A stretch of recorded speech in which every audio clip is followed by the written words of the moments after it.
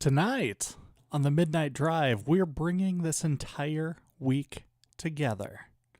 From throwing salt over your shoulder to knocking on wood to saying, bless you, after a sneeze, to horoscopes, manifestations, lucky objects, and signs from the universe. We've been looking at superstition from every angle. But maybe none of these behaviors are actually about luck. Maybe they're about something much deeper. Tonight, we're looking at why people create rituals in the first place. Because uncertainty is uncomfortable. Randomness feels cold. And when people don't know what happens next, they reach for patterns, for meaning, for reassurance. Even if it only comes from the feeling that they're doing something instead of nothing.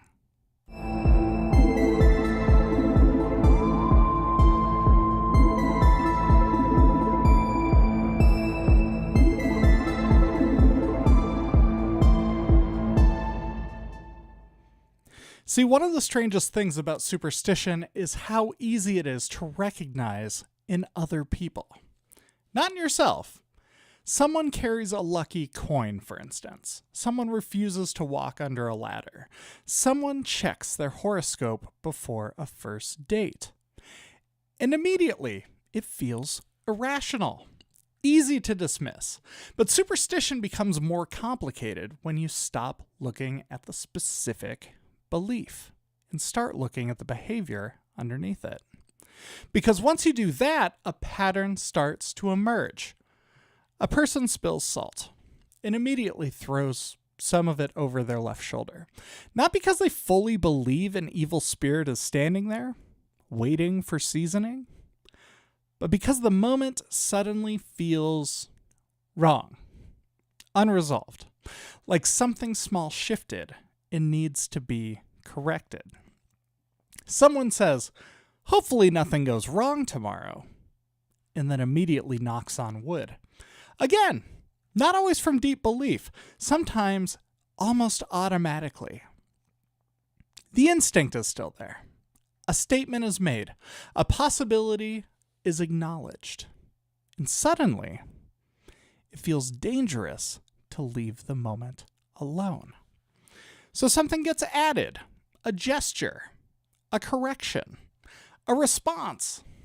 That structure repeats constantly. A baseball player wears the same socks during a winning streak. A student uses the same pencil for every exam. A person avoids saying something positive out loud because they're afraid they'll jinx it. The details change. The emotional structure underneath it all doesn't. Something uncertain is approaching, and behavior changes in response to it. That's the important part, because uncertainty changes people, even small amounts of it. Especially when the outcome matters on an emotional level. A relationship, a diagnosis, a flight, maybe it's a job interview. Anything where the result isn't fully controlled. That's where superstition starts becoming visible. Not because people suddenly stop being rational, but because uncertainty creates tension. And the mind wants to reduce that tension. That's what these behaviors actually do. Not control the outcome. Control the feeling surrounding the outcome. That's the distinction that matters, because most superstitions aren't really attempts to alter reality. They're attempts to feel less powerless while reality unfolds. And honestly, that's about as human as it gets, isn't it? Because randomness feels terrible emotionally. Not intellectually, emotionally. People can understand probability perfectly and still feel deeply uncomfortable when outcomes feel uncontrolled.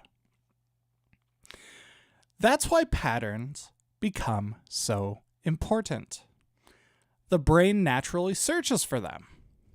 Not because the brain is broken, because pattern recognition is actually very useful. It's one of the main ways that humans survive. The problem is the brain would often rather find a false pattern than accept complete randomness. Because randomness offers absolutely no reassurance. It offers no meaning. And it offers no sense that the events connect together in a manageable way. Superstition fills that gap. It creates emotional structure. A person sneezes and someone says, "Bless you." A person yawns and covers their mouth. A person sees repeating numbers everywhere. 111, 112, 113. The one that I see most often is the classic 1, 2, 3, 4 on a clock. Often, I'll see it twice a day. Suddenly, those numbers feel charged with meaning. Not because there's evidence that they are, but because the mind connected them to a feeling. And once emotion enters the pattern becomes much harder to dismiss. That's why coincidences feel so powerful, especially emotional coincidences. You think about someone and they text you. You keep hearing the same phrase repeatedly from different places. You have a strong feeling about something, and then something unusual happens afterward. Objectively, these things are happening constantly, but subjectively, they feel very different, don't they? Because the brain notices emotionally relevant patterns more intensely. And once a pattern feels meaningful, people start organizing behavior around it. That's where superstition grows. It's not from stupidity. It's from emotional reinforcement. A behavior gets linked to relief, or luck, or safety. And once that link forms, the behavior starts repeating. That's why rituals become so sticky. Even when people know logically, the action itself doesn't change reality. An athlete knows the lucky socks are not controlling the game. A person knows knocking on wood does not alter the future. A person knows Mercury being in retrograde probably isn't responsible for their horrible week. But the behavior persists anyway, because the ritual itself changes something internal. It creates the feeling of participation. The feeling that you're not completely passive, that you're the one that's doing something.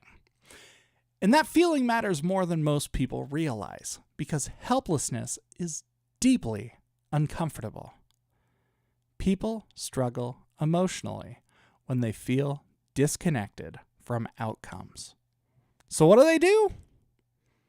We create systems, small behaviors, small protections, small corrections, ways of interacting with uncertainty that make the waiting feel more manageable.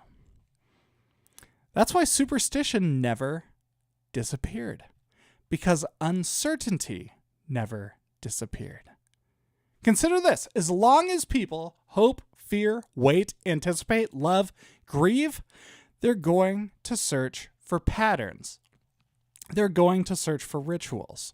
They're going to look for signs that things are going to be okay. And maybe that's the important realization, that superstition was never really about magic. Not completely. Maybe it was always more about discomfort, about uncertainty, about the deep human need to feel connected to what happens next, even if that connection only exists inside the ritual itself. What do you make of this? Let us know in the comments below wherever you're listening. You're listening to the the Midnight Drive.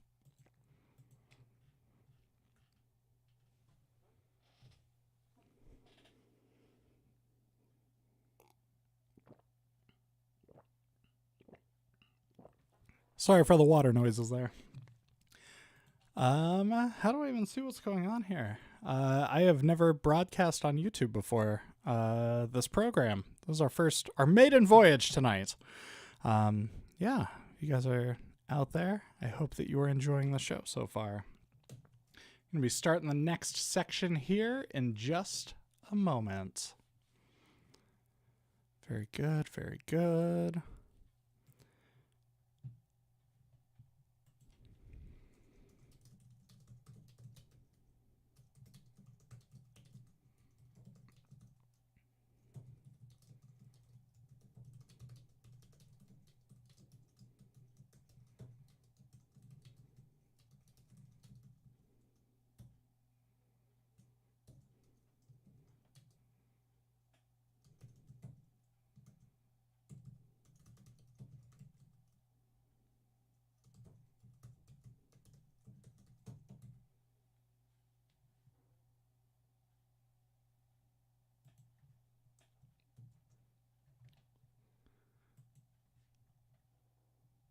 All right.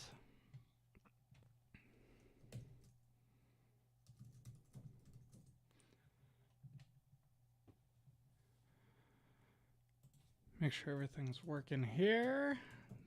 Then we got to set the timer and start again. Something that's different about this podcast from a lot of the other ones that are out there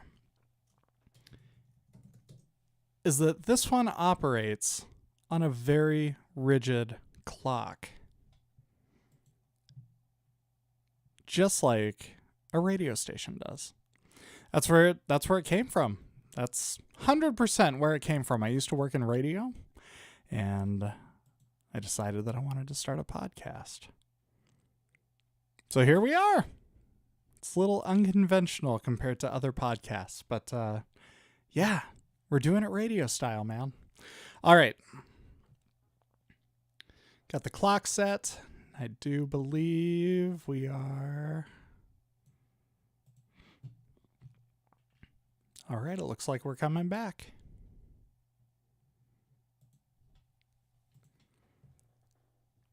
All right, and away we go.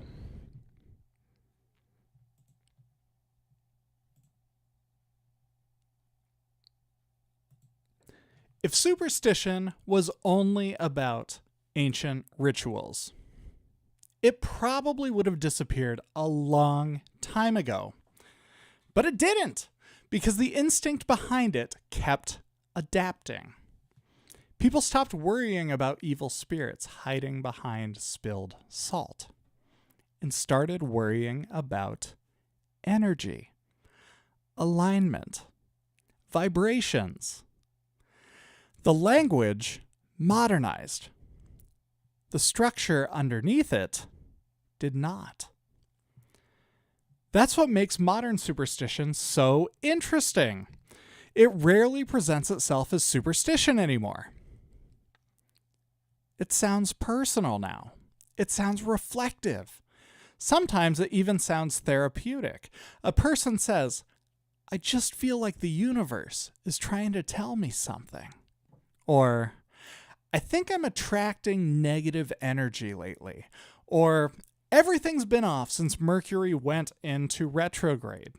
And what's fascinating is how normal those phrases sound now. Working in retail, we always make jokes when there's a full moon out. I mean, granted, I'm a piano player at the department store that I work at, but there is definitely a vibe shift. And we always just attribute it to a full moon. Somebody will check it. Sure enough, there it is. And what's fascinating, again, is how normal that has become. It's a shared experience. It's not fringe. It's not unusual. It's just a part of everyday conversation in the break room. That shift matters because it shows how superstition evolved alongside modern culture. Older superstitions were often external. Protect yourself from something outside of you. throw salt, knock on wood, avoid certain numbers. Modern superstition often feels internalized. Your thoughts shape outcomes. Your mindset attracts experiences. Your energy affects what enters your life. Again, some of these ideas contain real emotional truth. Mindset absolutely influences behavior. Stress absolutely affects your perception. And confidence absolutely changes the way that you make decisions. Those things are very real. But then the idea stretches beyond psychology into something more uncertain. Thoughts become magnetic. Coincidences become signs. Patterns become messages. And suddenly, the structure starts looking very familiar again. The idea that uncertainty isn't really random. That there's some deeper system underneath all of the events. Something responding to you on a personal level. That is the emotional appeal to all of it. Because again, randomness feels emotionally unsatisfying. It's destabilizing. People want life to feel connected, intentional, even when it hurts. That's why phrases like, everything happens for a reason, become so powerful.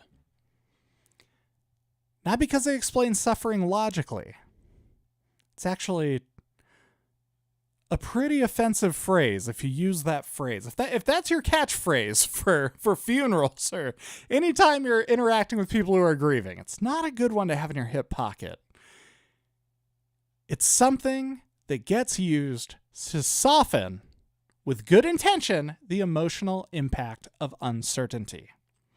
If something painful has meaning, it feels easier to survive. If something difficult is somehow part of a lesson, it feels less chaotic. And that instinct runs deep. And social media amplified it all dramatically because modern algorithms reward emotional certainty. Have you noticed that? Short, emotionally charged ideas spread so much faster than nuance ever will. The universe removed them from your life for a reason. If you keep seeing this video, it's a sign. Your energy creates your reality. See, those statements feel personal immediately. They collapse randomness into meaning. And once meaning enters the picture, people become emotionally invested. That's why modern superstition spreads so effectively online. Not because people are irrational, but because uncertainty is exhausting. Especially now. People live inside constant instability. Economic instability, social instability, relationship instability. The future is changing constantly. And when uncertainty increases, pattern seeking increases too. That's predictable because the mind wants orientation. It wants to know where things are headed, what events mean, how outcomes connect together. And when those answers are not available, people create frameworks to fill the gap. Astrology becomes orientation. Manifestation becomes orientation. Signs from the universe become orientation. Not because they're scientifically verified, but because they reduce emotional ambiguity. They create a narrative. And narrative is very comforting. Think about it. A breakup. That wasn't random. A coincidence. That wasn't random. A difficult season. That wasn't random. Everything becomes part of a larger pattern. That's emotionally stabilizing. It provides the illusion of control, even if it's not objectively provable.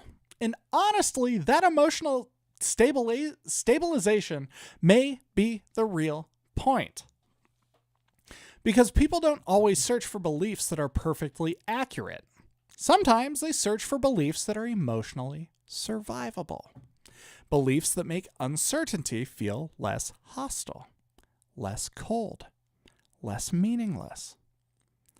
That's where modern superstition becomes difficult to untangle, because it often exists in that strange middle space between psychology and magical thinking. A person carries crystals because they feel calmer. A person checks tarot cards because it helps them reflect. A person reads horoscopes because they want reassurance. The behavior itself may genuinely reduce anxiety. And that's okay. That part is real. But the emotional structure underneath of it all still follows the same ancient pattern. A person facing uncertainty searches for meaning, searches for orientation, searches for the feeling that outcomes aren't completely disconnected from them. That instinct hasn't changed in literally thousands of years. Only the symbols changed, only the vocabulary changed. And once you start seeing that, modern life begins looking very different. Because superstition isn't hiding in obscure rituals anymore. It's integrated into culture itself, into language, into social media, into how people talk about relationships, success, failure, coincidence, and their own identity. And maybe that's why superstition never truly disappears, because uncertainty never disappears. What do you make of that? You're listening to The Midnight Drive.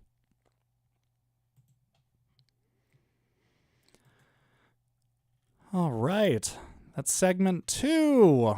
We are moving right along, my friends. I'll open up the window, see if anything's going on here.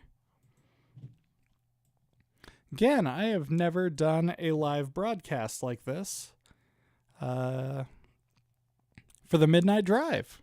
This is new territory. Seeing what's going on here. All right, all right. There we go.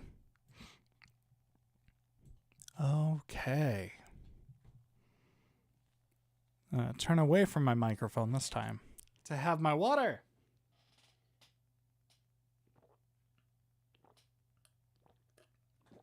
Okay. 2 more segments to go, my friends. As I was telling you guys earlier, we operate on a clock on this show. Used to work in radio, and I loved it so much. I wanted to implement a radio element to all of the things that I'm doing here with the Midnight Drive. Yikes. So many open tabs. There we go. All right. We set? I think we're set.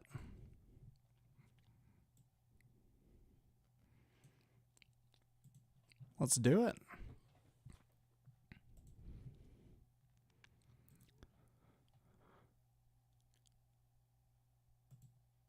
One of the biggest reasons that superstition survives is because it works emotionally. Not objectively, not scientifically, but emotionally. Because people often assume superstition exists because people are uninformed. But that's usually not true. Plenty of intelligent people engage in superstitious behavior. People who fully understand probability. People who understand psychology. People who know logically that their ritual probably isn't influencing the outcome of anything. And yet, they still do it. That's the interesting part, isn't it? Because superstition isn't always trying to solve uncertainty in a logical way.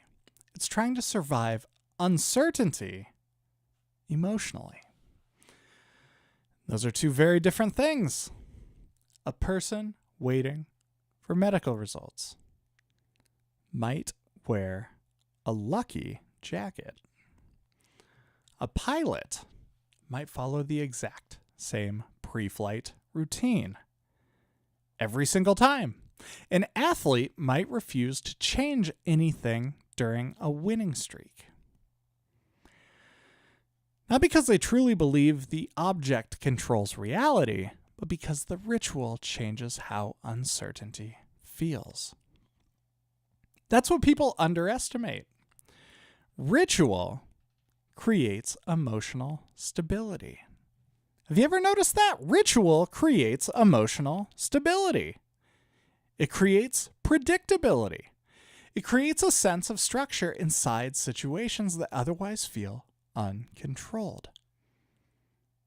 It gives just a small element of control back to you.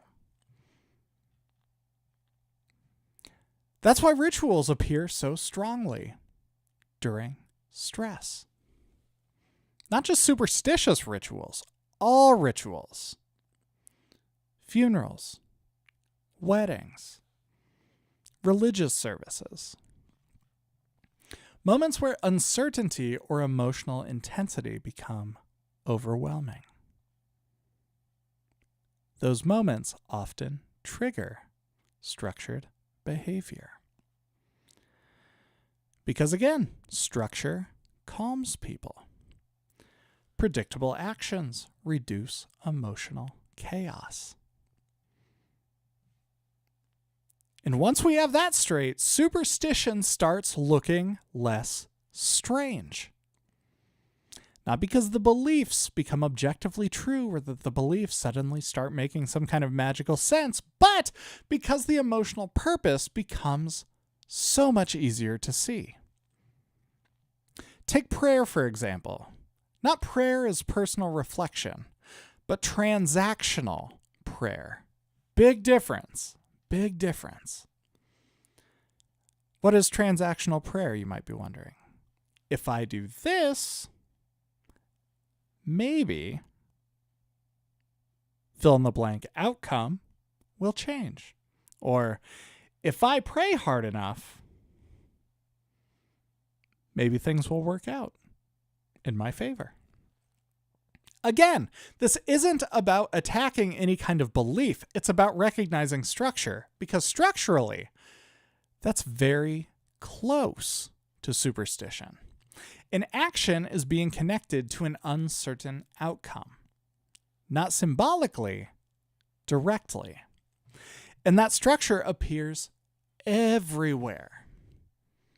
Lucky necklaces, pregame rituals, manifestation boards, repeating affirmations, checking horoscopes before making any decisions, trying not to speak negativity into existence. Even phrases like, "Don't put that energy out there." All of it follows the same emotional architecture. The belief that actions, thoughts, or behaviors might influence uncertain outcomes. And to some degree, people need that feeling. Because complete helplessness is psychologically brutal. Humans struggle when they feel disconnected from outcomes. When they feel entirely passive, entirely exposed to randomness. So, they create points of participation. Small ways of interacting with uncertainty. That's what superstition often is at its core. Participation. The feeling that you're not just waiting helplessly while reality unfolds itself around you. Even something tiny can create that feeling. A ritual, a phrase, a repeated behavior. And once the ritual reduces anxiety once, all it takes is once, it becomes emotionally reinforced. And that's how habits form. Not because they're objectively effective necessarily, but because they create emotional relief. A person knocks on wood, and nothing bad happens afterward. Now the ritual feels connected to safety, even if the connection is coincidence. A person checks a horoscope, and one sentence feels strangely accurate. Now the system feels personally relevant. Again, not because it's proven, but because it created emotional resonance. That's why emotionally charged coincidences become so powerful. People remember the hits, not the misses. They remember the tarot reading that felt accurate, not the dozens of vague readings that didn't. They remember the gut feeling that turned out right, not all the times the intuition failed completely. That selective reinforcement strengthens the pattern because emotionally significant outcomes stand out more vividly. Once a pattern feels emotionally real, people start building identity around it. Have you ever heard somebody say, I'm intuitive, I'm spiritual, I'm sensitive to energy? Sometimes that one comes out as, I'm an empath. Again, I'm not mocking anybody here. I'm just observing how quickly humans build narrative from emotional experience. Because narratives create orientation. It tells people who they are, what events mean, how they relate to uncertainty. And uncertainty, again, is exhausting without any kind of narrative. That's why people seek systems. Not necessarily because they want deception, but because they want coherence. A way to emotionally organize experiences that otherwise felt disconnected. That instinct explains so much human behavior, not just superstition. Religion, conspiracy thinking, ritual behavior, compulsive routines, even certain forms of self-help culture, all of them offer structure inside of uncertainty. A framework that transforms randomness into something interpretable, something manageable, something that feels less emotionally hostile. And honestly, that emotional need may never disappear completely because uncertainty itself never disappears completely. What kind of superstitions are you holding on to? I would absolutely love to hear all about them. Please leave us a comment below wherever you might be listening. We always love having you along right here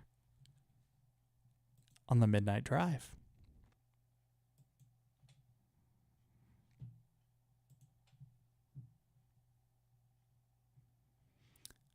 Okay, we got one more segment to go.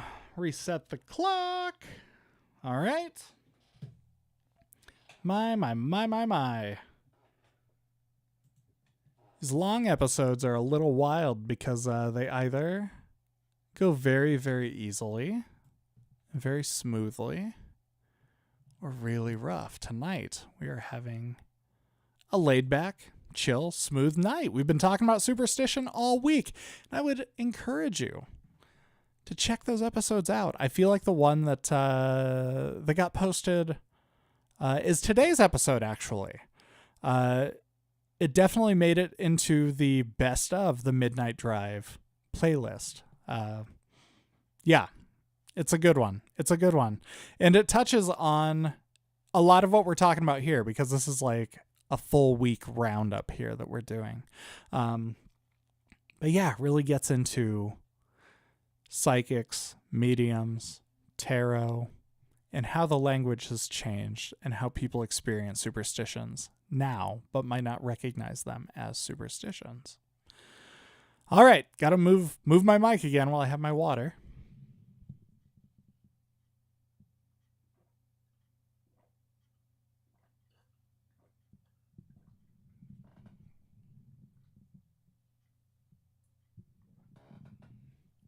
Okay.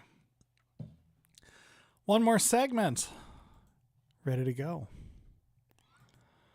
What do we got?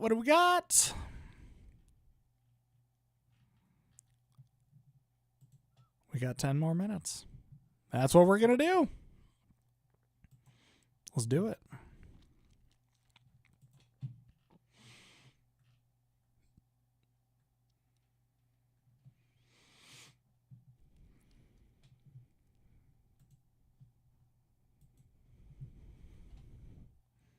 Okay. Away we go.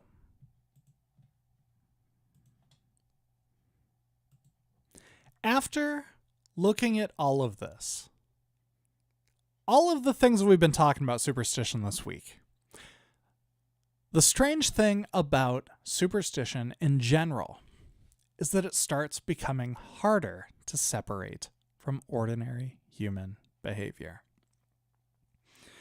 Because once you strip away the specific symbols, the same emotional pattern keeps appearing. Again, a person spills salt and throws some over their shoulder. A person says something hopeful out loud. Why would they say something hopeful? They wouldn't, because they might jinx it. A person checks their horoscope before making a major decision. A person keeps a lucky object nearby during uncertain times. A person says, I feel like this happened for a reason. At first, these all seem completely unrelated. Different beliefs, different systems, different eras, but underneath them, the same instinct keeps surfacing. The need to make uncertainty feel less random, less cold, less disconnected from meaning. And honestly, that instinct probably isn't going anywhere. The way that humans are wired is we want life around us to mean something. With superstition, you're able to not only assign meaning to different things, but you feel like you're able to control what that meaning is in some way, shape, or form. Uncertainty itself is not going anywhere. No amount of technology can remove it. No amount of information can remove it. People will wake up every day not knowing what's going to happen, who they might lose, whether things are going to work out, whether the future that they imagine will actually arrive. That emotional tension remains constant. And whenever humans face uncertainty, they start searching for a pattern. Not because they're weak, not because they're foolish, because the mind naturally wants orientation. It wants coherence. it wants events to connect together in ways that feel emotionally survivable. That's why superstition keeps evolving instead of disappearing. Ancient people feared spirits entering the body during a sneeze or a yawn. Modern people fear negative energy. Ancient people carried protective objects. Modern people sometimes carry crystals. Ancient people looked for signs in the stars. Modern people still do. The symbols changed. The emotional architecture underneath them barely changed at all. And maybe that realization is slightly uncomfortable because it means modern people aren't nearly as separate from ancient superstition as they often imagine themselves to be. After all, the vocabulary has become more sophisticated. The presentation has become more personalized. But the emotional instinct remains deeply recognizable. People still want assurance, don't they? They still want signs. They still want to believe that uncertainty can somehow be interpreted or softened or even influenced.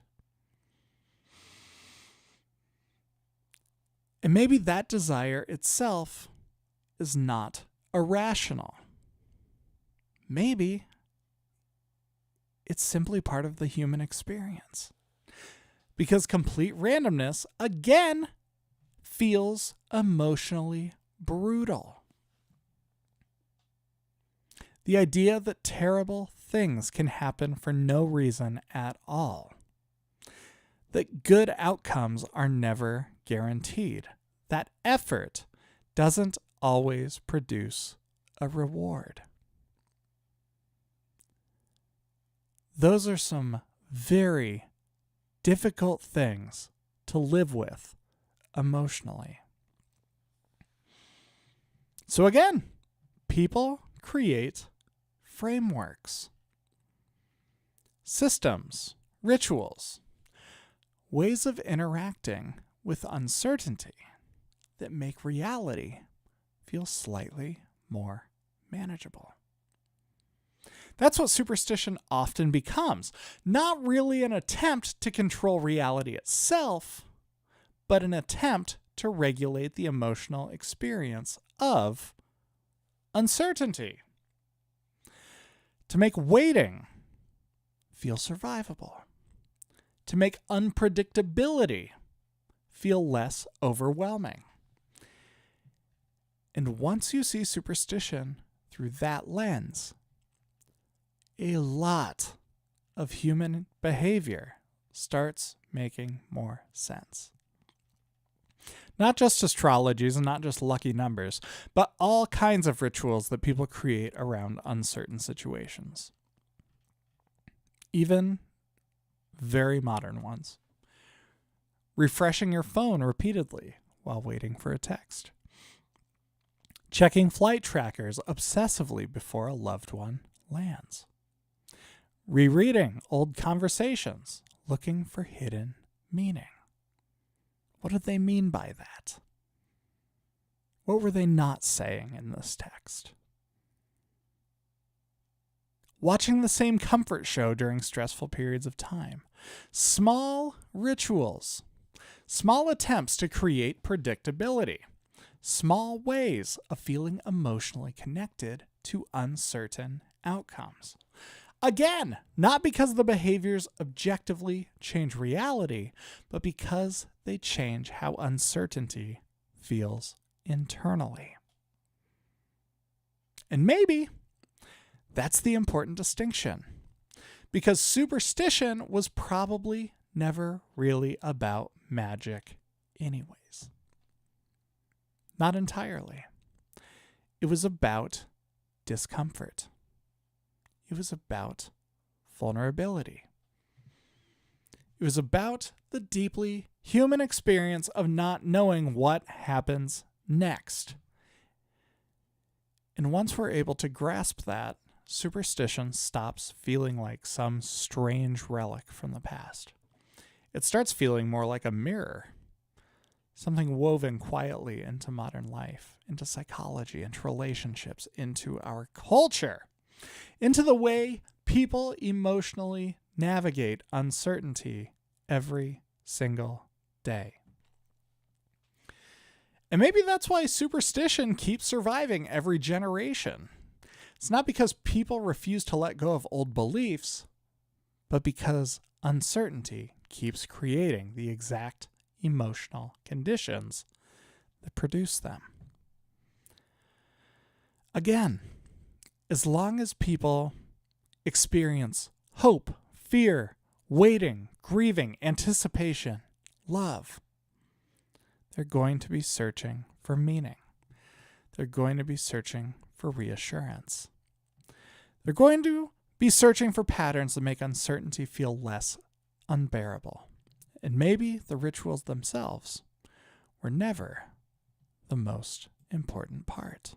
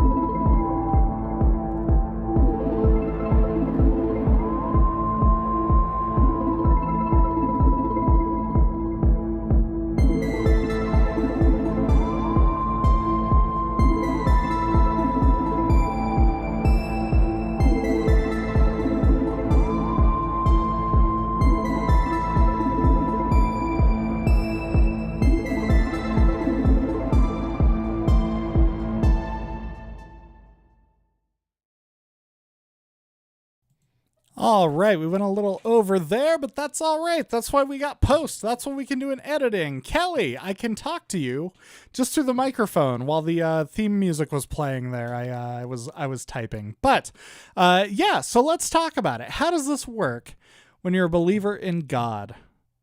Believing that everything happens for a reason, and hopefully we learn and grow for whatever goes on with our lives. Yeah, that's a very normal thing. I don't have an answer. As far as how does this work? I mean, it's all pattern recognition, and that's what we've been talking about all week. Like, ultimately, when we were brought into this world, there were centuries of belief systems and superstitions that existed. And they change slowly over time. And so when all of us are brought into this world that's just part of the culture. Oh, sorry. There we go. Hello. I didn't switch over the the camera there. I've never done one of these live things before using OBS. So we're giving it a shot tonight. Maiden voyage. Yeah. So anyways, so much of it has to do with belief systems, the culture that you're in, and the way that just everything changes day to day. With technology emerging, man, so much changed with how the perception of superstition is there.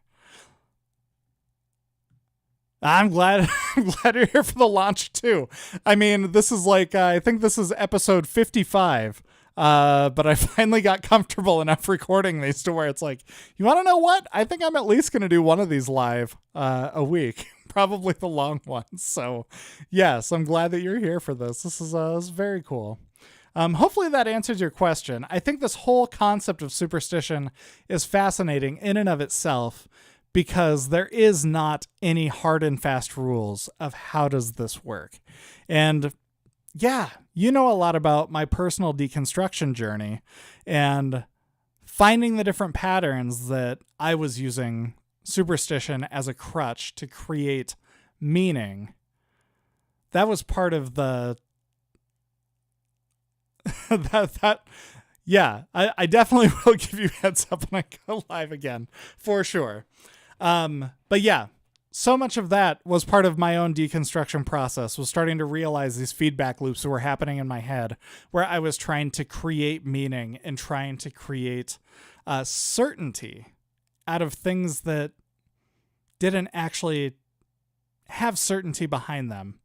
I was really, really pushing for answers for questions that didn't have answers. So, yes, I feel like I could I could go on and on and on about this, but yeah, I feel like at a certain point we'll start going in circles. Yeah. Very cool. Were you able to get your video situation sorted out? You said you were considering using Canva for your editing.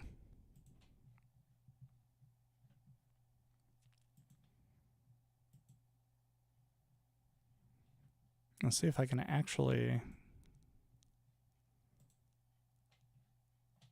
Nope, no idea what's going on here.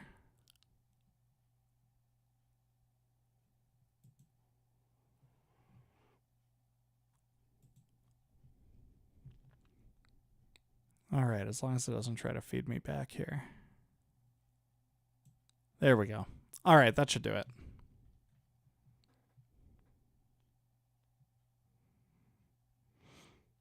Oh, the rabbit's foot. Yeah, for sure. So...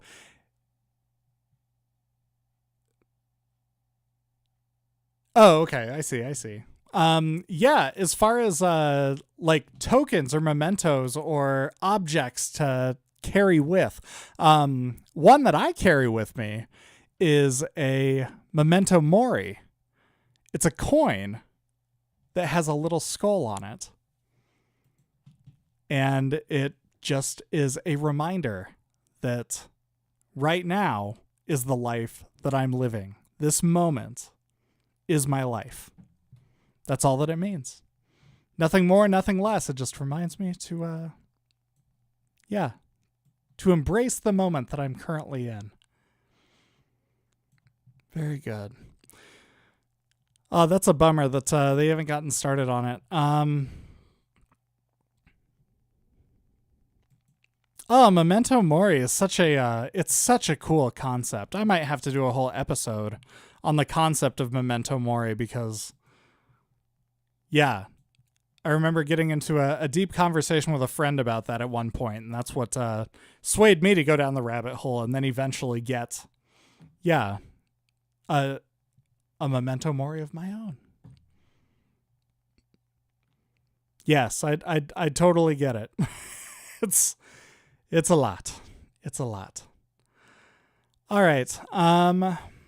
Very good. Well, I'll tell you what, if you'd like, go ahead and, if you'd like, go ahead and send me the videos over. While I'm editing this, these usually only take me, I don't know, maybe 10 minutes tops to edit because like I was explaining earlier, I do all of this on a clock. So I'm watching a timer as I go. So I don't do a lot of deep editing. I don't do much editing out of words or anything like that. So yeah, if you send your project over to me, I will see what I can do with editing it just as I go with my stuff tonight.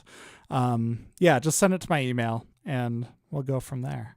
I saw that there were 2 people watching and or three at one point. Yes, for those of you who are silent and not contributing to the chat, I appreciate you guys for being here. And watch that live circle, man, because I'm going to be doing this more often, and I would love to continue to stay on and chat with you. All right, very good. Yeah, Kelly, I'll give you a call when I get off the live here, and we'll figure it out. Cool, friends. Thank you so much for tuning in, and we'll see you next time. Have a beautiful Friday and have a wonderful weekend. Take care.